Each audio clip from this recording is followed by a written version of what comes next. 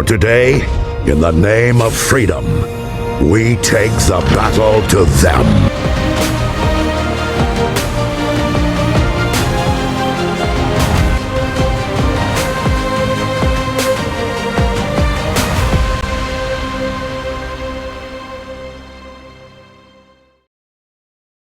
Hello ladies and gentlemen, and welcome to another Transformers news video. There's a lot of news to cover, and honestly, I sort of contemplating, yes, that is the 2 a.m. language speaking right there, ladies and gentlemen. I contemplated putting it into 2 separate videos, but I decided, who cares? We'll just have one epic one. So, starting off with a bombshell that BAIWEI decided to drop yesterday, I believe, and that is an oversized knockoff of STRAFE. Now, it's interesting because BAIWEI, basically, I think every single figure they have done is a knockoff of the Studio Series figures, you know? They've done so many. I mean, they did Grimlock, they did like 80 million Optimus Primes, Dropkick, probably a Bumblebee at some point, Ironhide, Sentinel, Shockwave. I have a fair amount of them, to be honest with you. And there's a lot of them that they have created their own little models for and stuff, like the upgrade kits. But this is the first time that we have seen them do a KO of an old figure. This is the Age of Extinction / Last Night Deluxe Class STRAFE. So just starting off with a nice little product placement image there. Love the coloring on the wings. It is absolutely stunning. I honestly don't think that you can get better. You can also see over there along the wings that there are a bunch of hinges, meaning that you will be able to actually position the wings in however, you know, any sort of flight position that you want. That is awesome because the wings on the OG, obviously it's a deluxe class. You know, you don't really need moving wings. The wings are sort of like one piece that could, you know, fold in, but really that was sort of just meant to make like a cape look. And I do have the Last Night Deluxe class, not with me right now, but I do have it, and it is a good figure. But this looks awesome. So here is STRAFE himself. This is him in the robot mode. I don't believe. Okay, we have one. We have like one close-up one, but not a proper product view of the pterosaur mode, unfortunately. But anyway, this is the robot mode, and as you can see, very basic coloring. Look, I get it that in the movie the Dinobots were sort of like this brownish silver. BAIWEI literally just made him black and white. One thing I will say though is that I am loving the new details that are on this guy. I don't know if this is like the completed I mean, it seems to be the completed version, right? Because the pterosaur mode looks painted, but this is like it's, I mean, I think it is just how it looks, because if it was a prototype, then it would be fully gray, you know, it wouldn't be like this, where it has clearly silver paint on it. So anyway, regardless, you can see the, I swear I almost say dinosaur every time. The pterosaur heads, those are different. They have loads of new detail, as opposed to the original ones. And that the end of the beaks, they are also different, because the top bit of the beak now goes over the edge of the bottom one, whereas on the old one I believe they ended at the same time. So that is pretty cool. I could be completely wrong, but it looks like that to me. Here's what he looks like in pterosaur mode, and it's cool. You know, it is cool. I do wish that we had more images of the pterosaur mode. But one thing that you're seeing here is that they have opted to, well, for these images anyway, have the hands of the robot be like be separated, because on the original they would tab into the bottom of the wings. Here they are separate, and it doesn't look like the hands transform at all. So I think you are just gonna have to leave the hands how they are, which is kind of upsetting, but it doesn't really bother me, to be honest. Here he is with their Grimlock, who I believe is the same size as the Black Mamba Ancient Leader. I could be wrong, but it seems to be that way, because I have the Black Mamba Ancient Leader, and it is still one of the coolest things that I own. I haven't touched it in ages, but I love it. I really, really do. It looks so, so cool. But it is in scale, basically, with the Studio Series figures. Knight Prime comes to about his knee, which is how Optimus was compared to Grimlock in the movie. So that means that this Strafe will also be in scale with the Studio Series figures. This Strafe is meant to be in scale with the Studio Series and this Grimlock. So that is really cool. And this means that BAIWEI will now be creating brand new Dinobots. I say brand new Dinobots. Remastered Dinobots, shall I say. Because we haven't gotten a Strafe figure in 8 years. Haven't gotten a Strafe figure in 8 years. Grimlock, actually, to be fair, the last Grimlock figure was 7 years ago. It was only a 1 year difference. But still, that was 2017 engineering for Strafe. Very kiddie. Scorn, you could honestly, I don't really know what else they could do to improve upon the Last Night Voyager. Obviously, they'll upscale it, they'll make it more accurate. Basically like the Black Mamba, AOE mech one. But apart from that, I don't really know what else they can do to it, to be honest. So, there's that. And then, of course, Slug. Come on, man. Slug is going to be so good. He's going to be a great figure, I know it. And there's one more image of robot mode Strafe in, obviously like a battleground setting. But one thing that I love about this figure is that he includes this sword. I don't know what kind of sword this is meant to be. Nowhere near what he used in the movie. Not even the swords that came with the original one. But this looks awesome. There's nothing else I can say. It just looks badass. And in case you doubted me on the size of this thing, here it is showing the full wingspan, and oh my god, it is freaking amazing. This thing has a wingspan of about 69.5 centimeters, which is absolutely mental. That is so, so good. It's just amazing. It really, really is.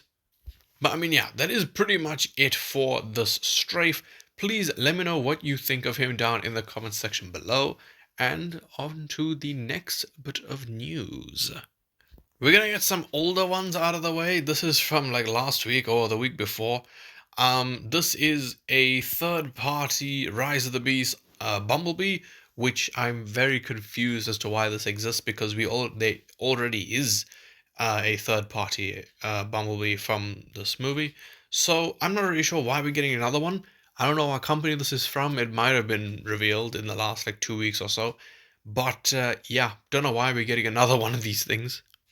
There he is in robot mode, and yeah, these are literally the only two images that we have of him right now. So I don't know if it's going to be better than the last one. I don't even really know how the last one turned out, but I have faith. I hope it'll be good. But realistically, this next thing I want to talk about is way more exciting. This, I believe by the same company as the Bumblebee, is making a Rise of the Beasts SCOURGE. Now, SCOURGE is a character who has suffered a lot with the toy lines, because he has only had the little quick changer things, and the Studio Series figure is just questionable. The Hasbro one is nowhere near accurate. It is horrific as far as accuracy goes. It is pretty bad. The BAIWEI one is obviously much better, but still, could be improved. That's why I have the YOLO Park one. it is my first non-transforming Transformer, and I am so happy with it. I love my YOLO Park Scourge. But this looks amazing. Because there wasn't even like a mainline version of Scourge. There wasn't even a Rise of the Beast leader class. But this looks awesome because this could be our very first great transforming version of Scourge from Rise of the Beast.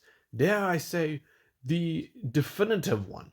Because I mean, it's been like 2 years at this point. It's been over 2 years since Rise of the Beast came out. And we haven't gotten a third party Scourge. I don't know how, I don't know why. He was easily like one of, if not the coolest character in that movie. And I don't know how we never got a figure.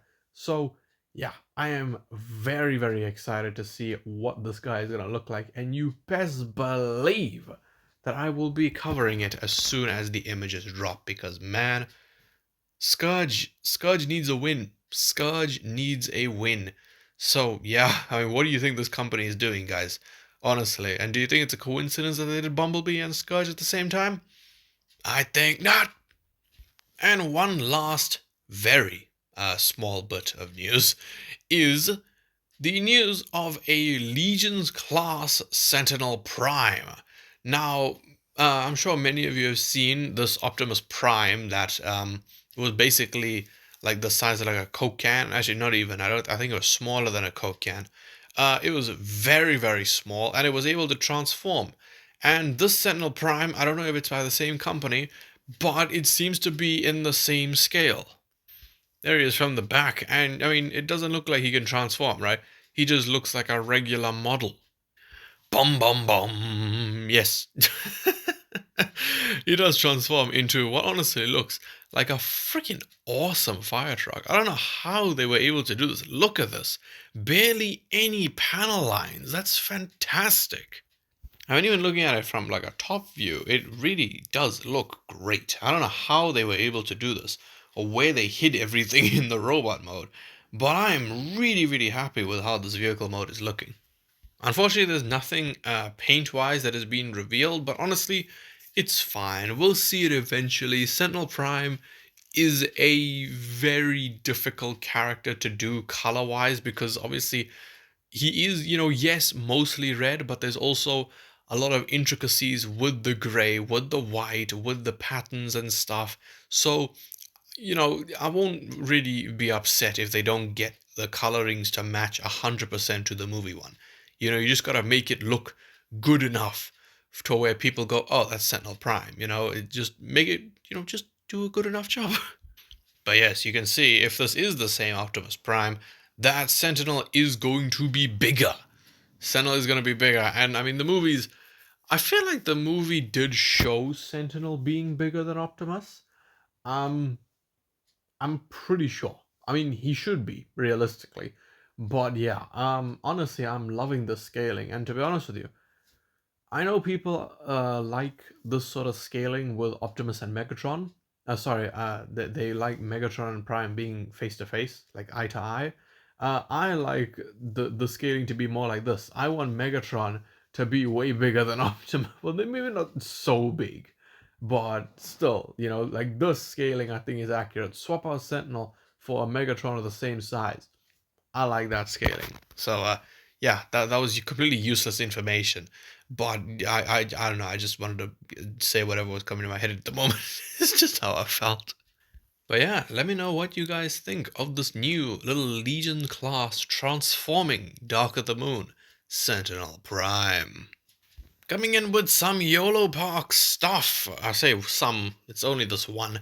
But we have finally gotten the full look at the final version of the Revenge of the Fallen Megatron model. Because my goodness, there were a bunch of YOLO Park figures that were revealed as prototypes at an event a while ago. And I have been so anxiously waiting for the Transformers 1 Optimus Prime and Megatron. I will be getting both of those, hopefully, depending on the prices and the timing. But this one I think is really cool. I do really like this design of Megatron. I love the BAIWEI looks. And YOLO Park just knocks it out of the park. You know, I mean, they have only gotten better and better with all their figures. And I'm loving the look of this Megatron. I can't fault it. You can see it is AMK Pro, meaning that this will obviously be more expensive. It will have more paint. It will come with a display base, and I believe comes with the lights. So yeah, that's pretty awesome. It's only that image and this image, which, I mean, realistically, you don't need anything else. This isn't a transforming figure, so you don't need to see the alt mode. But my god, this full body shot is so fucking cool. I love this. I love it. I love it. I love it. I think if you like the model of the Revenge of the Fallen Megatron, I think this is the perfect thing for you because it looks flawless. Moving on to the second last bit of news, we have an upgrade kit. I don't know what company this is from. It's not DNA Design. We know that DNA Design is doing one, but this is an upgrade kit for the Studio Series Knight Optimus Prime. You can see it comes with brand new arms and the blade used in Transformers The Last Knight. So ignoring the head on these images, I believe the head is also an upgrade, but looking at the arms, those are obviously the brand new arms. And look, this may be a hot take. I actually prefer how they look normally. I don't know what it is about these ones, but something just looks off. I'm not sure what it is, but I think I'm alone on this boat. I actually prefer how it looked in the original arms, sorry. But yeah, you can see, you can obviously chuck on the arms and you can chuck on the blade that he was about to kill Bumblebee with. Never forget that first trailer for Transformers The Last Knight, December 2016. You know, that forgive me. Oh my god, legendary. I mean, it does look cool. It could look better. It looks sort of like a sticker. And I'm not really a huge fan of it. But you guys let me know what you think of this upgrade kit for Optimus Prime. But speaking of upgrade kits, this one is an absolute banger. Ladies and gentlemen, today, I say today, it's 2 a.m. Yesterday, DNA Design revealed their upgrade kit for the Transformers Studio Series Voyager class, Transformers 1 Sentinel Prime, and my goodness, this could be one of their best upgrade kits yet, depending on the price, which, let's be honest, for DNA Design, a kit that has more than 2 pieces is probably going to be like 10 commanders worth, you know? Let's just go piece by piece here, right? So, we obviously have the blades. I don't know how Hasbro could ever be so stupid to not include the swords. This is what I'm saying. Like, Hasbro, sometimes they're smart and they do have good engineering occasionally. But sometimes I genuinely wonder as to whether the people who make the figures actually watch the movies. Because how do you not include Sentinel Prime's sword? It is like the most iconic weapon he used in that movie. It's like the only weapon he used in that movie that wasn't attached to himself. You've got to be like next level stupid for not including that. But anyway, regardless, you get that, which we should have gotten in the first place. You get new pieces for the wings.